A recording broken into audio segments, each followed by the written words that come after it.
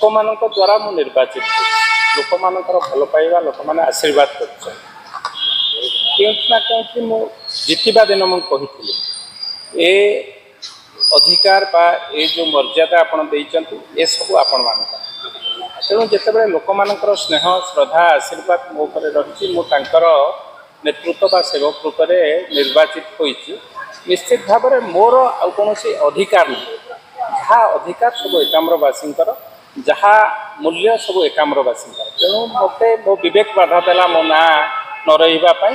ଏକାମ୍ର ବିଧାୟକ ଯେହେତୁ ସେମାନେ ନିର୍ବାଚିତ କରିଛନ୍ତି, କେବଳ ଏକାମ୍ର ବିଧାୟକ ନାଁରେ ସେ ଭୋଟରେ ରହିଲା, ବାବୁ ସିଂଙ୍କ ନାଁ ରହିବ ନାହିଁ ବୋଲି ମୁଁ ନିଜେ ସ୍ଥିର କଲି। ଆଉ ବିଧାୟକ ଉଦାହରଣ ଦେଖନ୍ତୁ, ଏଇଟା ହେଉଛି ବିବେକର କଥା। କାହାର କ'ଣ କିଏ କ'ଣ କରିବ ସେ କଥା ମୋତେ ଭଲ ଲାଗିଲା ନାହିଁ।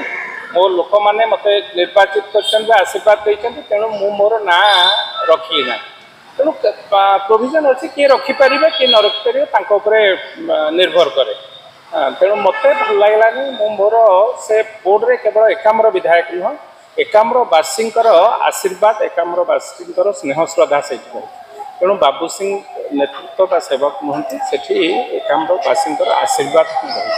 ତେଣୁ ବୋର୍ଡ଼ରେ ମୋ ନାଁ ରଖିବା ପାଇଁ ମୁଁ ଯଥାର୍ଥ ମନେ କଲି ନାହିଁ, ତେଣୁ ନାଁ ରଖିଲି। ବାବୁ ସିଂ ବିଧାୟକ ଉପରେ ଗୋଟେ ଆକ୍ସନ ମୋଡ଼ରେ ଆସୁଛନ୍ତି, ଗୋଟେ ପରେ ଗୋଟେ ଜିନିଷ କରିଚାଲିଛନ୍ତି ଏକାମ୍ରବାସୀଙ୍କ ପାଇଁ। ଦେଖନ୍ତୁ, କାମ କରିବାର ଦାୟିତ୍ୱ ଲୋକ ଆମକୁ ଦେଇଛନ୍ତି। କିଭଳି ଭାବରେ ଯେଉଁମାନେ ନିର୍ବାଚିତ କରିଛନ୍ତି ଆମଠାରୁ ଆଶା ଆକାଂକ୍ଷା ରଖିଛନ୍ତି। ଆମର ଦାୟିତ୍ୱ ମଧ୍ୟ ସବୁ ଲୋକଙ୍କର 2,64,000 ଭୋଟରଙ୍କର ଯେତେବେଳେ ଆମେ ନିର୍ବାଚିତ ହୋଇସାରିଛୁ, ନିର୍ବାଚନ ପୂର୍ବରୁ ଆମେ ଭାରତୀୟ ଜନତା ପାର୍ଟିର ନେତା ଥିଲୁ ବା ବିଧାୟକ ପ୍ରାର୍ଥୀ ଥିଲୁ।